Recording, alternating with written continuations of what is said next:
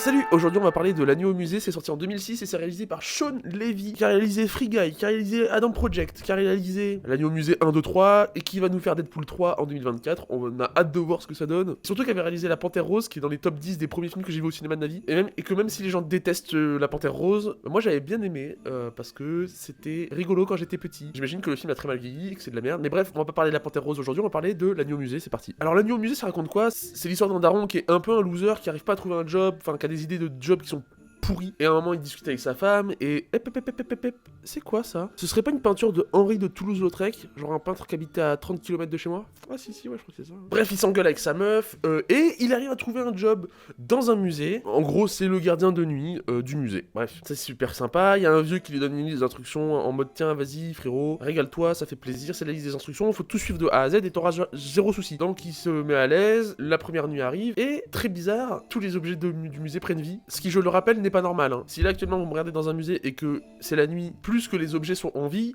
je rappelle que ce n'est pas normal, vous êtes sûrement dans un film, donc sortez vite. Et c'est incroyable parce que Ben Stiller, il rencontre Robbie Williams, qui est ultra touchant, mon personnage préféré du film, c'est Robbie Williams. Juste après, parce que je suis obligé de le mentionner, il y a Ricky Gervais qui joue le conservateur du musée. What's up? Oh, well take a walk with me and I'll show you, Mr. What's up. Come on. Et qui est littéralement un connard, et moi j'aime trop quand Ricky Gervais joue un connard, parce que il a la tête et il a les blagues pour faire le connard, donc je suis trop content. Et je me demande si c'est pas lui qui a genre même écrit ses propres lignes d'ailleurs, parce que elle lui colle tellement bien, je suis trop content. Bref, j'aime trop Ricky Gervais, bref, bah, c'est bon. Et donc il emmène son fils au musée, pour lui dire, ben voilà, moi je suis pas un loser, regarde, la preuve c'est que mon travail il est trop cool, les objets dans le musée ils sont vivants, même si c'est pas de ma faute, je vois pas en quoi ça le rend cool, mais bref. Et le problème c'est que la tablette magique qui rend les objets vivants, elle se fait voler, bref, c'est une aventure pour récupérer la tablette, c'est super cool. Il y a Owen Wilson qui joue un petit cowboy miniature avec un centurion, c'est trop rigolo. Je vais pas vous spoiler, mais est-ce qu'ils réussissent ou pas à récupérer la tablette magique? Je vous laisse voir le film, vous verrez bien. En plus, c'est une petite romance dans l'air, bon, je vais pas... Alors, qu'est-ce qu'on peut retenir de L'Agneau au musée? C'est une bonne question. Et en quoi ça en fait un film de Noël? Alors, je pense que c'est parce qu'il y a de la neige. Voilà. Abonnez-vous. Non, alors, qu'est-ce qu'on peut retenir de L'Agneau au musée? Bah déjà...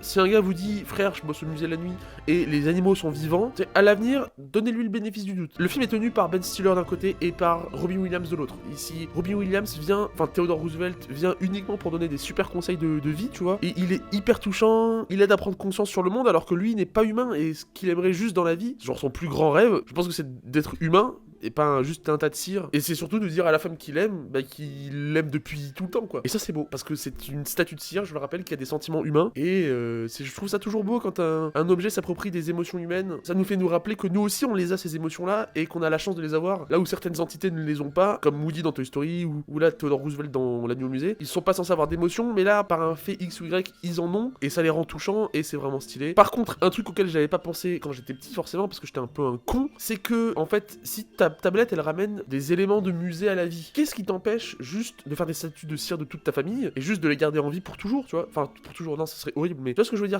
Le concept de mort n'est plus un point définitif, c'est juste une virgule. Et ça, j'ai toujours un souci avec ce truc-là, parce que la mort, c'est ce qui nous relie tous entre être vivant carboné de l'univers, c'est on commence un moment et on se termine à un autre, tu vois. Et c'est le problème avec le MCU aussi, c'est que forcément, si la mort n'est plus irréversible et qu'elle peut être annulée d'un simple claquement de doigts, moi j'ai un problème avec ce truc-là, genre, j'aime que la mort soit un point final et que ce soit une contrainte avec laquelle jouer plutôt qu'un simple état du corps, tu vois. Et typique dans La Nuit au musée, ben on en a la démonstration parce que à un moment Theodore Roosevelt se fait rouler dessus par un chariot et quelques instants après, ben il est de nouveau debout parce que c'est de la cire, donc il suffit juste de le coller, tu vois. Donc on a une montée des émotions, tu vois, et puis c'est tout de suite désamorcé parce que ben il ne meurt pas. Là où ça aurait pu être intéressant parce que il aurait apporté sa sagesse à Ben Stiller et même à nous finalement parce qu'on apprend énormément de ce personnage, tu vois. Et le voir mourir, ça aurait pu, tu sais, impliquer certains trucs du style genre, ouais, je suis enfin libéré du musée, parce que c'est un peu techniquement une torture d'être vivant, genre la moitié de ta journée. Plus, tu peux pas passer devant les rayons du soleil, donc tu peux pas sortir du musée où tu dois rester à l'ombre tout le temps, enfin, c'est un